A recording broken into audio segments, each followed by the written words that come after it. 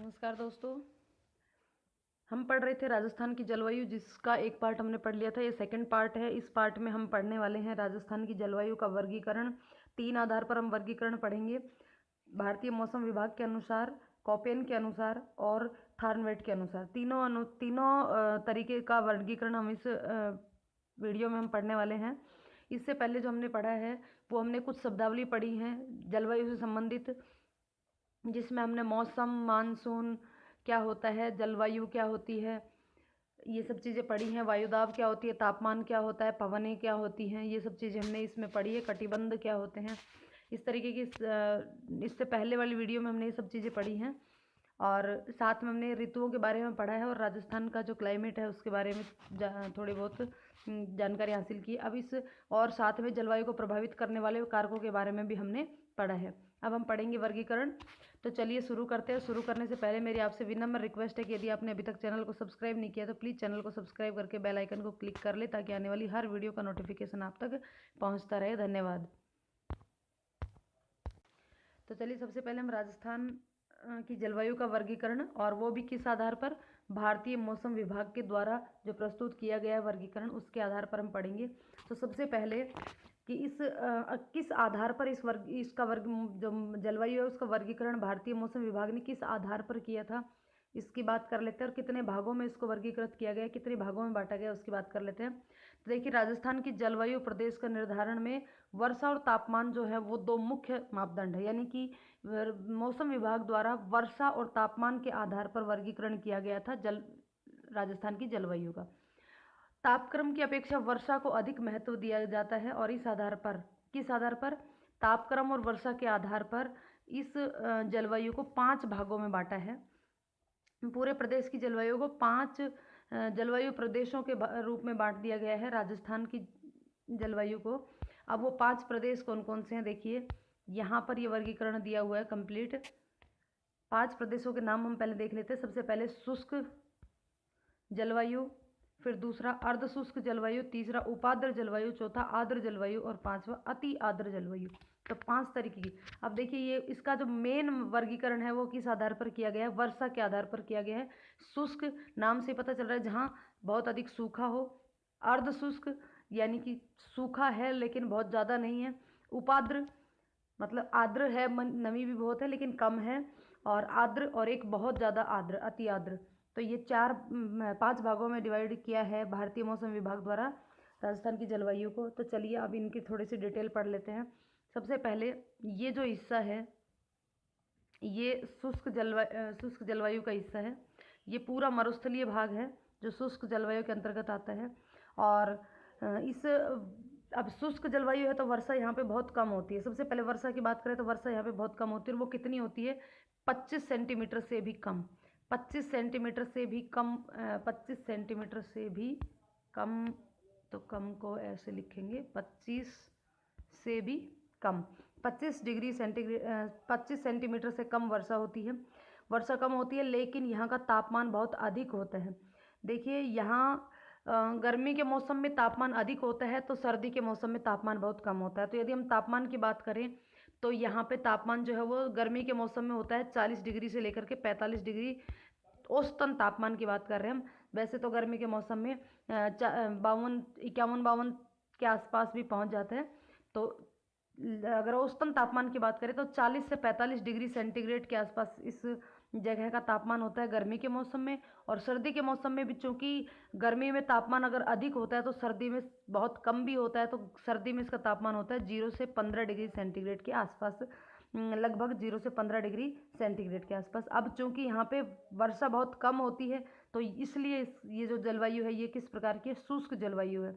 और यहाँ पर जो वनस्पति पाई जाती है वो झाड़ीदार, यानी कि झाड़ियाँ पाई जाती, कटीली झाड़ियाँ यहाँ पे पाई जाती है। शुष्क वनस्पति में भी कटीली झाड़ियाँ पाई जाती हैं।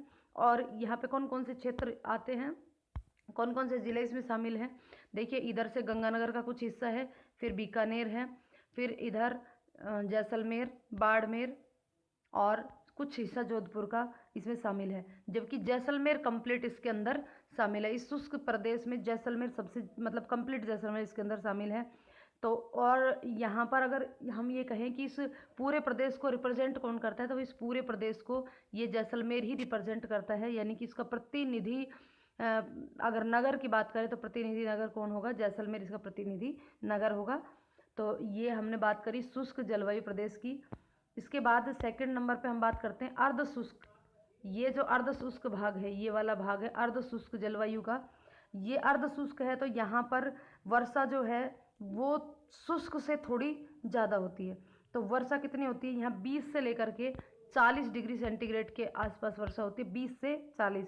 शुष्क में 25 से कम थी, यहाँ वर्षा बढ़ के कितनी हो जाती है, 20 से 40 के आसपास।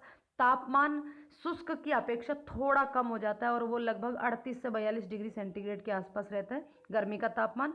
सर्दी के तापमान की बात करें, अब तापमान गर्मी का अगर कम है तो सर्दी का बढ़ेगा, सर्दी का कम नहीं होगा। मतलब कहने का मतलब ये है कि बहुत गर्मी में बहुत ज़्यादा गर्मी और सर्दी में बहुत ज़्यादा सर्दी नहीं होती, हल्का कम होता है। शुष्क की अपेक्षा दोनों चीज़ें ही कम होती हैं। तो गर्मी में 38 डिग्री से लेकर के 42 डिग्री सेंटीग्रेड तक, 38 से लेकर के 42 डिग्री सेंटीग्रेड तक तापमान होता है। और इसमें सर्दी में तापमान जो है वो 10 डिग्री से लेकर के 15 डिग्री सेंटीग्रेड तक तापमान होता है। 10 से 15 डिग्री सेंटीग्रेड सर्दी का तापमान होता है। यहाँ पर जलवायु अर्ध शुष्क जलवायु तो वनस्पति किस प्रकार की पाई जाती है, स्टेपी वनस्पति पाई जाती है और कटीली झाड़ियाँ भी इसमें पाई जाती हैं। साथ में यहाँ पे कौन कौन से प्रदेश इसमें शामिल हैं, तो शेखावाटी क्षेत्र पूरा, ये पूरा शेखावाटी क्षेत्र, साथ में कुछ हिस्से इधर से ये पाली है।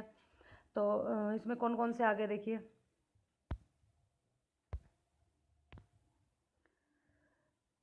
गंगानगर का कुछ हिस्सा, हनुमानगढ़, गंगानगर, हनुमानगढ़, इधर से ये सीकर, झुंझुनू, चूरू, ये शेखावाटी का कंप्लीट क्षेत्र आ गया।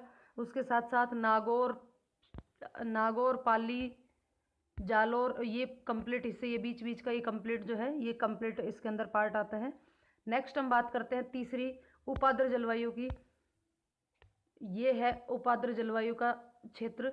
इस उपाद्र जलवायु में अब वर्षा और थोड़ी बढ़ जाती है और वो हो जाती है 40 से लेकर के 60 डिग्री सेंटीमीटर, 40 सेंटीमीटर से 60 डिग्री के बीच, 40 सेंटीमीटर से 60 सेंटीमीटर के बीच।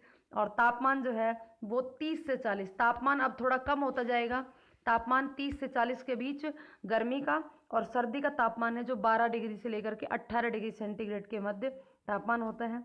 और ये अच्छा, यहाँ पे हमने एक चीज़ छोड़ दी, इसका प्रतिनिधित्व कौन करता है, आर्द्र जो अर्ध शुष्क जलवायु है इसका प्रतिनिधित्व करता है जोधपुर। इसका प्रतिनिधित्व कौन करता है, जोधपुर करता है। और उपाद्र जलवायु जो है इसका प्रतिनिधित्व कौन करता है, तो उपाद्र जलवायु का प्रतिनिधित्व करता है सवाई माधोपुर। सवाई माधोपुर तो आर्द्र का करता है, सवाई माधोपुर नहीं है।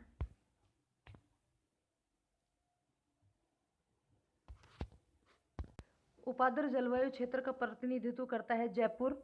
अन्य जिलों की अगर बात करें तो यहाँ पे अन्य जिलों में नागौर, अजमेर, पाली, ये आसपास के ज़िले यहाँ पे। नेक्स्ट हम बात करें आर्द्र जलवायु प्रदेश की, तो आर्द्र जलवायु प्रदेश जो है अब उसमें वर्षा की मात्रा और बढ़ जाएगी और वर्षा जो है वो 60 से लेकर के 90 सेंटीमीटर के मध्य वर्षा होगी। तापमान की अगर बात करें तो तापमान अब थोड़ा और कम हो जाएगा और वो तापमान 32 डिग्री से 35 डिग्री के मध्य, 32 डिग्री सेंटीग्रेड से 35 डिग्री सेंटीग्रेड के मध्य तो गर्मी का तापमान, और सर्दी के तापमान की बात करें तो 20 डिग्री से लेकर के 22 डिग्री सेंटीग्रेड जो है वो सर्दी का तापमान होगा। और इसका प्रतिनिधित्व करने वाला जो ज़िला है वो होगा सवाई माधोपुर। और अब बच गया क्या, इसकी वो बच गई वनस्पति, तो इसकी पतझड़ी वनस्पति पाई जाती है, पतझड़ी वनस्पति। अर्ध शुष्क जो क्षेत्र जो जलवायु प्रदेश है, अर्ध शुष्क जलवायु प्रदेश में किस प्रकार की वनस्पति पाई जाती है, पर्वतीय वन इसके अंदर पाए जाते हैं अर्ध शुष्क में। एक मिनट,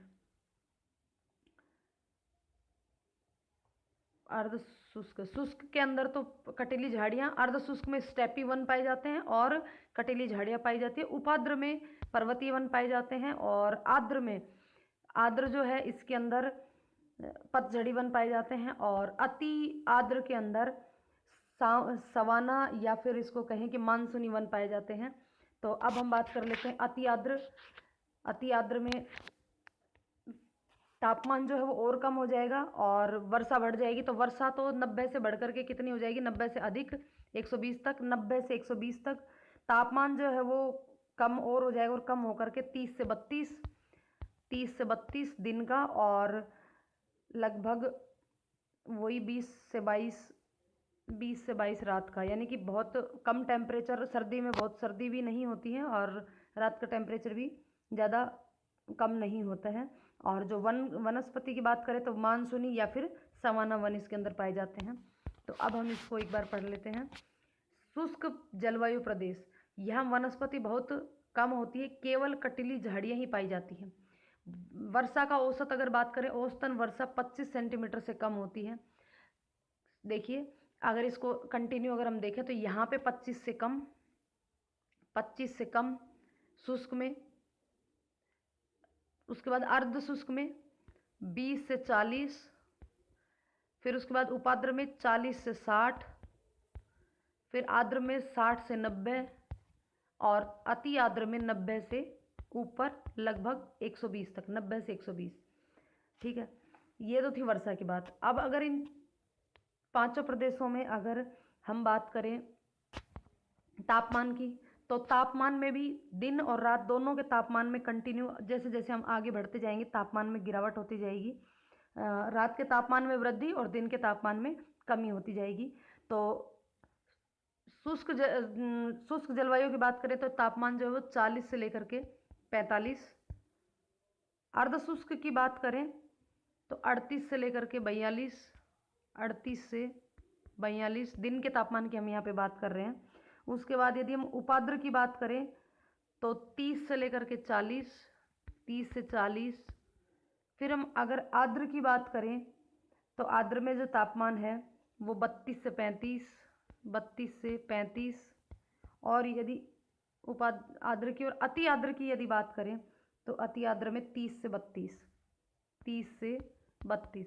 ये जो तापमान है बिल्कुल एग्जैक्ट फिक्स नहीं है, एक आध डिग्री ऊपर नीचे हो सकता है, इसमें कोई प्रॉब्लम नहीं होगी। अब रात के तापमान की बात करें तो जैसे जैसे रात हम इस तरीके से बढ़ेंगे रात का तापमान जो है वो भी बढ़ेगा। पहले इसमें 0 से लेकर के 10 डिग्री शुष्क में, 0 से 10 डिग्री या 15 डिग्री बोल सकते हैं आप। उसके बाद अर्ध शुष्क की बात करें तो यहाँ 10 से 15, 10 से 15। फिर ऊपर नीचे आए उपाद्र में तो 12 से 18, यानी कि जो मैक्सिमम टेम्परेचर इसका था 15 वो कहाँ पहुँच गया, 18 पे पहुँच गया। फिर आगे अगर और आगे बात करें आर्द्र जलवायु की, तो आर्द्र जलवायु में जो है रात का टेम्परेचर 15 से 20, 18 से कहाँ पहुँच गया, 20 पहुँच गया। फिर अति आर्द्र की बात करें तो फिर ये हो जाएगा 20 से 22, यानी कि जो टेम्परेचर था यहाँ पे 10 था वो यहाँ 10 भी हो सकता है, 15 भी हो सकता है, 12 भी लिख सकते हो, 0 से 12 डिग्री। तो 12 से 15 हुआ, 15 से यहाँ पे हो गया 18, 18 से 20 और 20 से 22। इस तरीके से टेम्परेचर जो है वो वेरी करता है यहाँ पे। और जलवायु इसमें वनस्पति की बात करें तो शुष्क में वनस्पति जो है वो कटीली, अर्ध शुष्क में घास के मैदान भी हैं और कटीली वनस्पति भी है। उपाद्र की बात करें तो उपाद्र में पर्वतीय वन। फिर आर्द्र की बात करें तो आर्द्र के अंदर यहाँ पे ये इसको जो घास और कटीली झाड़ी है इसको स्टेपी वनस्पति भी बोलते हैं। आर्द्र की बात करें तो आर्द्र में वनस्पति पतझड़ी। और अति आर्द्र की बात करें तो यहाँ पे सवाना वनस्पति या फिर मानसूनी। ठीक है, चलिए अब इनका सबका वर्गीकरण हम अच्छे से हमको याद हो गया होगा। अब देखिए तापमान 40 से 45 डिग्री और गर्मी का, और सर्दी का तापमान जो है, हम यहाँ पे रात का तापमान बोल रहे थे, सर्दी का तापमान 0 से 15 डिग्री। पश्चिमी राजस्थान का ये कंप्लीट भाग इसके अंदर है शामिल, और पश्चिमी राजस्थान में वाष्पीकरण की दर अधिक होती है। इस पूरे प्रदेश का जो प्रतिनिधित्व करता है वो नगर है जैसलमेर। इसके अलावा गंगानगर, बीकानेर, जोधपुर, जैसलमेर, बाड़मेर ये सब इसके अंदर शामिल हैं, लेकिन जैसलमेर कंप्लीट शामिल है और इनके भाग शामिल हैं कुछ। उसके बाद सेकंड नंबर पे आता है अर्ध शुष्क जलवायु। प्रदेश। तो यह स्टेपी प्रकार की वनस्पति पाई जाती है। घास एवं कटीली झाड़ियाँ इसमें पाई जाती हैं और औसतन वर्षा जो है वो 20 सेंटीमीटर से लेकर के 40 सेंटीमीटर के मध्य होती है। और तापमान जो है वो गर्मी में 38 डिग्री सेंटीग्रेड से 42 डिग्री सेंटीग्रेड और सर्दी में 10 से 15 डिग्री सेंटीग्रेड के मध्य होता है। और इस संपूर्ण प्रदेश का प्रतिनिधित्व कौन करता है? जोधपुर करता है। अन्य इसमें कौन कौन से जिले हैं? पूरा तो शेखावाटी क्षेत्र, साथ में गंगानगर, हनुमानगढ़, इधर जोधपुर, पाली, जालौर, बाड़मेर, इनके कुछ क्षेत्र भी इसमें शामिल होते हैं। फिर नेक्स्ट आता है उपाद्र जलवायु। उपाद्र जलवायु प्रदेश में वनस्पति जो है वो पर्वतीय वन पाए जाते हैं और इसकी जो वर्षा है, औसतन वर्षा वो 40 सेंटीमीटर से लेकर के 60 सेंटीमीटर के मध्य होती है। और सर्दी में इसका तापमान 12 से 18 डिग्री और गर्मी में तापमान जो है 30 से लेकर के 40 डिग्री सेंटीग्रेड के मध्य पाया जाता है। और प्रतिनिधित्व करने वाला जो नगर है वो है जयपुर। इसके अलावा जयपुर के आसपास का एरिया जयपुर, अजमेर, पाली, नागौर आदि। उसके बाद आर्द्र जलवायु प्रदेश। आर्द्र जलवायु प्रदेश में पतझड़ी वन पाए जाते हैं और आर्द्र जलवायु प्रदेश है तो वर्षा भी बढ़ जाएगी 60 से लेकर के 30। तापमान गर्मी का 32 से 35 और सर्दी का 15 डिग्री से 20 डिग्री। प्रतिनिधित्व करने वाला जो नगर है वो है सवाई माधोपुर। इसके अलावा सवाई माधोपुर के आसपास का जो एरिया है वो हो गया कौन सा? भरतपुर, धौलपुर, कोटा, बूंदी आदि। उसके बाद पांचवा आता है अति आर्द्र प्रदेश। और ये अति आर्द्र प्रदेश है, इसमें मानसूनी या सवाना वनस्पति पाई जाती है जिसमें आम, शीशम, सागवान, बांस, सहतूत आदि के वृक्ष इस प्रदेश में अत्यधिक मात्रा में पाए जाते हैं। और यहाँ पर जो वार्षिक वर्षा है वो सर्वाधिक होती है। राजस्थान में सबसे अधिक वर्षा इसी क्षेत्र में होती है और वो है 90 डिग्री से अधिक, यानी कि लगभग 90 से 120 के बीच में। तापमान की बात करें तो गर्मी में तापमान 30 से 32 डिग्री और सर्दी में तापमान 20 से 22 डिग्री सेंटीग्रेड। यहाँ पर ना तो गर्मी में ज़्यादा गर्मी पड़ती है और ना ही सर्दी में ज़्यादा सर्दी पड़ती है। और इस क्षेत्र का प्रतिनिधित्व कौन करता है? झालावाड़ करता है। और दक्षिण पूर्वी जो क्षेत्र है, कंप्लीट दक्षिण पूर्वी क्षेत्र, वो इसके अंदर शामिल होता है जिसमें झालावाड़, बारा, कोटा, इधर नीचे के ये पूरे क्षेत्र इसके अंदर शामिल होते हैं। अब देखिए ये था, हमने पढ़ लिया भारतीय मौसम विभाग के अनुसार राजस्थान की जलवायु का वर्गीकरण। अब हम जलवायु का वर्गीकरण पढ़ेंगे कोपेन के अनुसार। कोपेन के अनुसार जलवायु का वर्गीकरण किस प्रकार से है? देखिए, इस कोपेन का पूरा नाम था Vladimir Koppen, doctor Vladimir Koppen. इन्होंने सबसे पहले 1900 में वनस्पति के आधार पर इसका वर्गीकरण किया। जलवायु का वर्गीकरण किस आधार पर किया? वनस्पति के आधार पर किया। लेकिन उसके बाद फिर इन्होंने 18 वर्ष बाद वर्गीकरण में संशोधन किया और 1918 में पुनः इसका जलवायु का वर्गीकरण किया और संशोधन करके अब की बार वनस्पति को इसका आधार हटा करके कहा कि भाई वनस्पति के आधार पर जलवायु का वर्गीकरण नहीं है, बल्कि तापमान और वर्षा के आधार पर जलवायु का वर्गीकरण है, जो कि भारतीय मौसम विभाग के अनुसार भी इसी आधार पर, तापमान और वर्षा के आधार पर ही वर्गीकरण किया गया था। लेकिन यहाँ पर जो हमारा मौसम विभाग के अनुसार जो वर्गीकरण था उसमें वर्षा एक महत्वपूर्ण घटक था। यहाँ पर भी व्लादिमीर ने भी दोबारा जो संशोधन करने के बाद तापमान और वर्षा के आधार पर किया था। यदि प्रश्न पूछा जाए कि कोपेन ने जलवायु के वर्गीकरण किस आधार पर किया, तो 3 आधार हो गए हैं। पहले उसने वनस्पति के आधार पर किया था, उसके बाद ताप और वर्षा के आधार पर किया था, तो ध्यान रखना ये बात। अब चलिए उसका वर्गीकरण देख लेते हैं। ये है हमारा राजस्थान का कोपेन क्लाइमेट रीजन। कौन कौन से हैं वो देखिए। यहाँ पर ये एक हो गया, ये दूसरा और ये तीसरा और ये चौथा, 4 वर्गीकरण दिए हैं कोपेन ने। तो कोपेन के वर्गीकरण के अनुसार सबसे पहले BWHW, इसका मतलब है उष्ण कटिबंधीय शुष्क मरुस्थलीय। ये पहला जो है BWHW, उष्ण कटिबंधीय शुष्क मरुस्थलीय जलवायु। दूसरा है CWG, जिसका पूरा नाम है उपोष्ण कटिबंधीय या फिर शीत शुष्क जलवायु। दूसरा है BSHW, अर्ध शुष्क जलवायु, BSHW अर्ध शुष्क जलवायु। तीसरा है CWG, यानी कि उपोष्ण कटिबंधीय या शीत शुष्क जलवायु। और ये लास्ट का ये इधर का ये जो पोर्शन बचता है ये AW अति आर्द्र यानी कि यूँ कहें कि आर्द्र जलवायु, आर्द्र उष्ण कटिबंधीय जलवायु।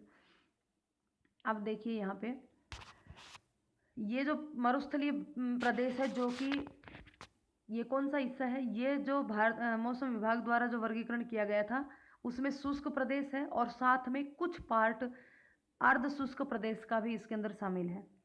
तो शुष्क प्रदेश, इसको याद करने के लिए देखिए किस प्रकार से इसको हम याद कर सकते हैं।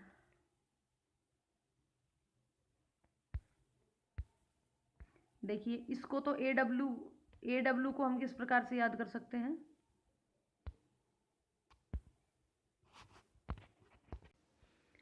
यहाँ पे इनको याद करने से पहले यहाँ पर जो वर्गीकरण दिया हुआ है इनमें देखिए ABC करके पहला लेटर जो है वो ABC करके लिखा हुआ है। एक बार मैं इस ABC का मतलब बता देती हूँ।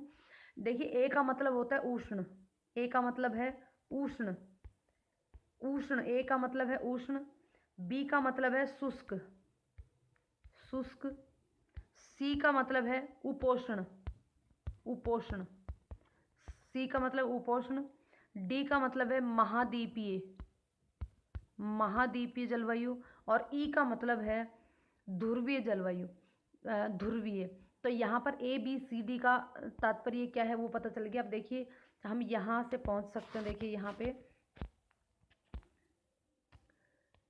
AW को हम क्या लिख सकते हैं, A से तो हो गया उष्ण और W से हो गया वेट यानी गीला।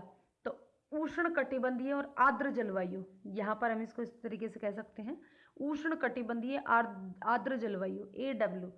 भाई A से था उष्ण, B से है शुष्क, उष्ण, फिर शुष्क, फिर उपोष्ण, C उपोष्ण, फिर महाद्वीपीय D और E है ध्रुवीय। E से हमारे यहाँ पे कोई लेना देना नहीं है। E क्या है, ध्रुवीय है, तो ध्रुवीय जलवायु हमारे यहाँ है ही नहीं।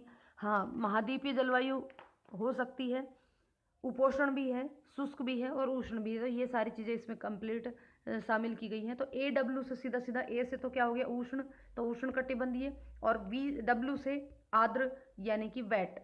इस तरीके से इसको याद कर सकते हैं। नेक्स्ट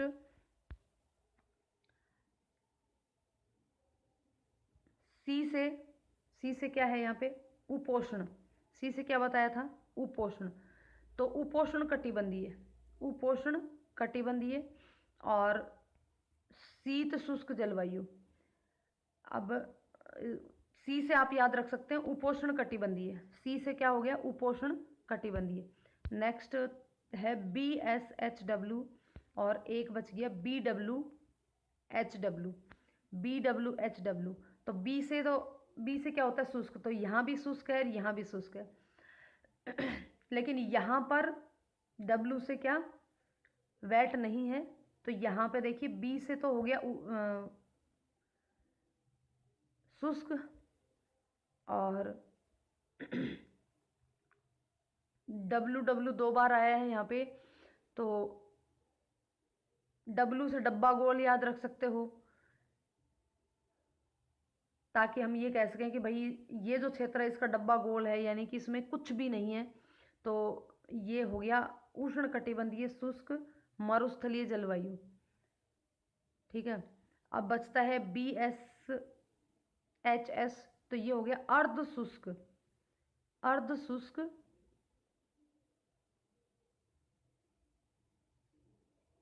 जलवायु। तो देखिए अब इसको हम पढ़ लेते हैं एक बार। उष्ण कटिबंधीय शुष्क जलवायु जो है ये BWHS, ये पूरा क्षेत्र है BWHW का, BWHW का कंप्लीट जो क्षेत्र है ये किसका है BWHW, यानी कि उष्ण कटिबंधीय शुष्क मरुस्थलीय जलवायु। अब ये मरुस्थलीय जलवायु है, तो जो वहाँ पे हमने शुष्क जलवायु की जो भी विशेषताएं पढ़ी थी वो सारी इसके अंदर शामिल होंगी। ठीक है, जो इसका तापमान है, वर्षा है, वो सब सेम टू सेम इसके अंदर आ जाएंगी। अगर भाग की बात करें तो कंप्लीट पश्चिमी भाग आ गया, पश्चिमी भाग आ गया। और साथ में अगर हम बात करें इसकी वनस्पति की, तो वनस्पति हमने वहाँ पे बताया था कि कटीली झाड़ियाँ होती हैं इसके अंदर, इसको मरुद्भिद बोलते हैं। तो मरुद्भिज या जीरोफाइटस, इस प्रकार की वनस्पति पाई जाती है। फिर सेकंड पार्ट आता है BSHW, शुष्क वाला, दोनों यहाँ पे भी बी है, यहाँ पे भी बी है, दोनों शुष्क वाले हैं। तो ये BWHW था, यहाँ पे BSHW है, BSHW। तो देखिए ये जो BSHW है ये होगी अर्ध शुष्क जलवायु, अर्ध शुष्क जलवायु। अब अर्ध शुष्क जलवायु जो है ये वही उसकी सेम कंडीशन इसके अंदर आ जाएंगी। और ये जो जलवायु है ये अरावली छायावृष्टि क्षेत्र का भाग है, ये कंप्लीट अरावली का। तो ये इसमें पर्वतीय वन पाए जाएंगे और इसकी जलवायु जो है वो स्टेपी जलवायु भी कहलाती है। तीसरा अपना ये जो पार्ट है ये है CWG, सी का मतलब बताया था उपोष्ण, तो यहाँ पे उपोष्ण कटिबंधीय जलवायु हो गई या शीत शुष्क जलवायु कह सकते हैं इसको। तो ये कंप्लीट भाग कौन सा है, ये हमारा पूर्वी मैदानी भाग। ये कंप्लीट भाग कौन सा है, पूर्वी मैदानी भाग है ये, और पठारी भाग भी है। और यहाँ पर वहाँ हमने जब भारतीय मौसम विभाग के अनुसार पढ़ा था तो वहाँ पर ये आर्द्र जलवायु वाला क्षेत्र आता है। तो आर्द्र जलवायु में जो वनस्पति है वो कौन सी पाई जाती है, पतझड़ी वनस्पति पाई जाती है, बाकी सारी चीज़ें उसी की फॉलो होंगी। और ये जो है ये हमारा लास्ट बचता है AW, ए का मतलब उष्ण और W से हम याद रख सकते हैं वेट। तो AW यानी कि उष्ण आर्द्र जलवायु, जो कि वहाँ भी आर्द्र जलवायु का ही पार्ट था, तो सेम पार्ट यहाँ पे भी आएगा और जो वर्षा वगैरह सभी हैं उसी के अनुसार होंगी। तो ये जो कंप्लीट भाग है ये दक्षिणी भाग है, ये दक्षिणी भाग और ये दक्षिण पूर्वी भाग। तो दक्षिण और दक्षिण पूर्वी जो भाग हैं ये इसके अंदर शामिल हैं, जैसे डूंगरपुर, बांसवाड़ा, झालावाड़ आदि। तो ये प्रदेश है, ये जो वर्गीकरण है ये किसके अनुसार था, ये था कोपेन के अनुसार। अब हम इसको एक बार पढ़ लेते हैं। BWHW या उष्ण कटिबंधीय शुष्क मरुस्थलीय जलवायु, इस प्रकार की जलवायु राजस्थान के पश्चिम भाग में पाई जाती है। और वो पश्चिम भाग कौन कौन से जिले शामिल हैं इसमें, गंगानगर, हनुमानगढ़, बाड़मेर, जैसलमेर, बीकानेर, ये सारे जिले इसके अंदर शामिल हैं। और इसकी वनस्पति जो मरुद्भिद या फिर जीरोफाइटस कहलाती है। सेकंड है BSHW, BSHW, बी से शुष्क, बी से क्या था शुष्क, ए से क्या था उष्ण, सी से क्या था उपोष्ण, और डी और ई इसमें है नहीं कोपेन वाले में, तो हमको सिर्फ 3 ही याद रखने हैं। ए तो उष्ण, बी शुष्क और सी उपोष्ण। तो यहाँ पे बी है और BSHW डबल बार W नहीं है, इसका मतलब मरुस्थल तो इसमें नहीं आएगा, मरुस्थलीय भाग नहीं है इसमें। तो ये अर्ध शुष्क जलवायु है। इस प्रकार की जलवायु जो है वो अरावली के वृष्टि छाया क्षेत्र में पाई जाती है। इसे स्टेपी जलवायु के नाम से भी जाना जाता है। और इसमें कौन कौन सी शामिल है, पूरा शेखावाटी क्षेत्र, सीकर, झुंझुनू, पाली, जालोर, नागौर, इन सब इस प्रकार की जलवायु इन सब जिलों में पाई जाती है। वनस्पति स्टेपी हो गई। नेक्स्ट बात करें CWG, CWC का नाम बताया था उपोष्ण, तो उपोष्ण कटिबंधीय या शुष्क शीत जलवायु। इस प्रकार की जलवायु जो है वो अरावली के ऊपरी तथा मध्य भाग मैदानी और पठारी भागों में पाई जाती है।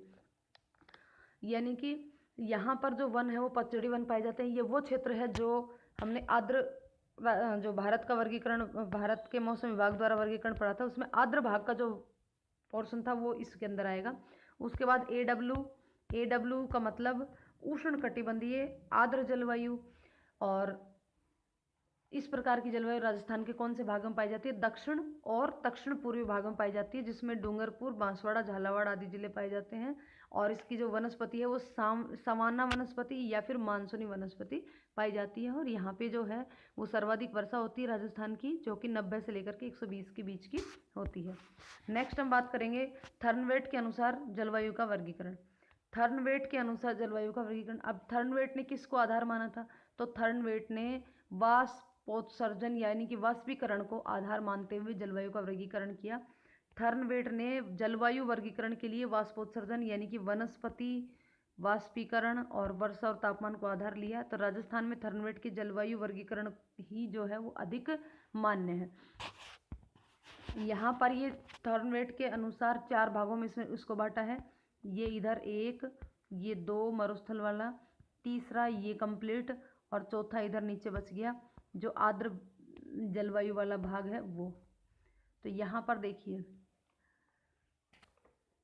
सबसे पहले DBW।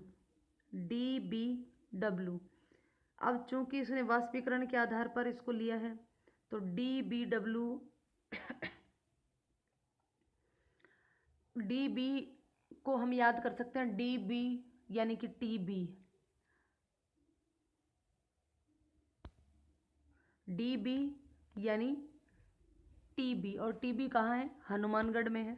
तो ये जो ऊपर वाला पोर्शन है हनुमानगढ़ के आसपास का, ये पोर्शन जो है वो अर्ध मरुद्भिद इसको कहते हैं। DBW किस प्रकार की वनस्पति पाई जाती है? अर्ध मरुद्भिद पादप पाए जाते हैं। और ये क्षेत्र जो है वो गंगानगर, हनुमानगढ़, चूरू, बीकानेर और झुंझुनू का उत्तरी भाग है। यहाँ पर इम्पोर्टेंट है जो कि परीक्षा की दृष्टि से है वो है इसके भाग, कौन से भाग किस प्रकार की जलवायु में शामिल हैं। तो DBW जो जलवायु है उसके अंदर ये हमारा हनुमानगढ़ के आसपास वाला क्षेत्र शामिल है। DB मीन्स TB और TB कहाँ है? हनुमानगढ़ में है, तो हनुमानगढ़ वाला क्षेत्र इसमें शामिल होगा। नेक्स्ट जो है वो है EAD वनस्पति। ये EAD जो वनस्पति है ये जैसलमेर, बाड़मेर और पश्चिमी जोधपुर, दक्षिण पश्चिम बीकानेर यानी कि ये वाला प्रदेश जो है ये प्रदेश इसके अंदर शामिल है, जैसलमेर के आसपास वाला। उसके बाद वनस्पति इसमें मरुद्भिद। तीसरा है DAW। ये DAW में ये कंप्लीट जो राजस्थान का जो कंप्लीट पार्ट बच रहा है ये कंप्लीट जो है ये DAW में शामिल है, ये वाला पूरा। और उसके बाद बचता है CAW। तो ये CAW के अंदर ये शामिल है, CAW में ये शामिल है जो कि AW के जैसा है, कोपेन के AW जैसा है। तो ये हो गया CAW। उसके बाद नीचे सबसे नीचे CAW, फिर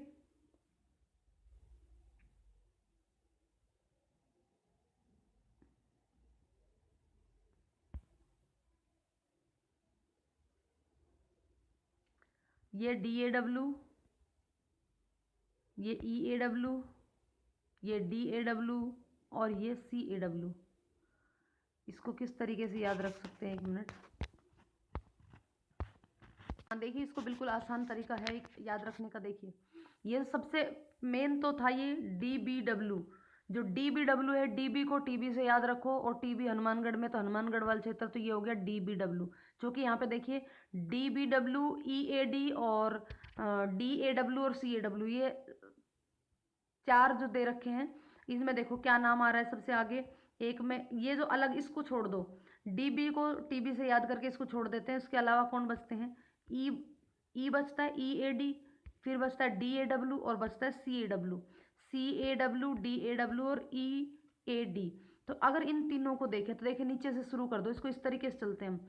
ABCD में सबसे पहले C आता है, तो सबसे नीचे का पार्ट हो गया ये CAW। फिर इसके ऊपर चलते हैं तो ये दूसरा पार्ट हो गया DAW। फिर उससे ऊपर और चलते हैं तो ABCD और फिर E, तो ये पार्ट हो गया EAD।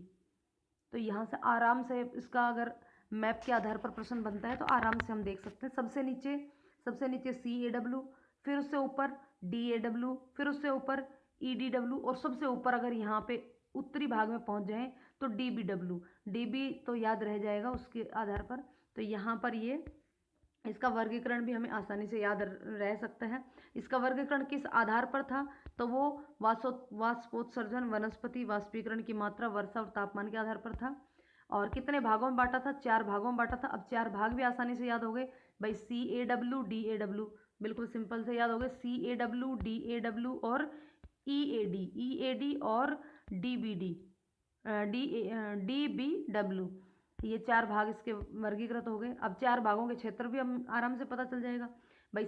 सबसे नीचे से याद करेंगे अगर हम, तो CAW यानी कि आर्द्र जलवायु वाला प्रदेश, उसके बाद दूसरा इससे ऊपर इससे सी से ऊपर डी, तो डी ए डब्ल्यू में जो कंप्लीट काफ़ी बड़ा भाग है राजस्थान का डी ए डब्ल्यू में। और उसके बाद डी बी डब्ल्यू तो ये बिल्कुल ऊपर रह ही गया, और ये बच गया इधर ई ए डब्ल्यू जो कि मरुस्थलीय भाग है। तो यहाँ पर ये कोपेन का जलवायु वर्गीकरण भी पढ़ लिया, इसको एक बार रीड कर लेते हैं। गंगानगर, हनुमानगढ़, चूरू, बीकानेर तथा झुंझुनू का उत्तरी भाग इसके अंदर क्षेत्र हैं। और वनस्पति की बात करें तो अर्ध मरुद्भिद पादप डी-बी-डब्ल्यू में। नेक्स्ट है ई-ए-डी, तो ई-ए-डी में वनस्पति है मरुद्भिद पादप, क्षेत्र है जैसलमेर, बाड़मेर, पश्चिमी जोधपुर, दक्षिणी पश्चिम बीकानेर आदि का। और इधर डी-ए-डब्ल्यू में है अर्ध मरुद्भिद पादप, क्षेत्र है इसका अधिकांश राजस्थान, जिसमें चूरू झुंझुनू का दक्षिणी भाग, बाड़मेर जोधपुर का पूर्वी भाग, सिरोही, जालोर, पाली, अजमेर, बूंदी, भीलवाड़ा, टोंक इत्यादि सभी इसके अंदर शामिल हैं। और सबसे नीचे का भाग बचता है सी-ए-डब्ल्यू, यानी कि इसके अंदर वनस्पति तो पाई जाती है मानसूनी और सावनी सवाना वनस्पति, और क्षेत्र आता है इसका दक्षिण पूर्वी अलवर, कोटा, बारा, झालावाड़, बांसवाड़ा, डूंगरपुर, ये सारे इसके अंदर शामिल हैं। तो ये हमने 3 तरीके से वर्गीकरण पढ़ लिया। उम्मीद है आपको ये वीडियो पसंद आई होगी। यदि वीडियो पसंद आई हो तो वीडियो को लाइक और शेयर करें, और यदि कोई कमेंट करके आप कुछ सुझाव देना चाहें तो आप कमेंट करके सुझाव दे सकते हैं। वीडियो को अंत तक देखने के लिए आपका बहुत बहुत धन्यवाद।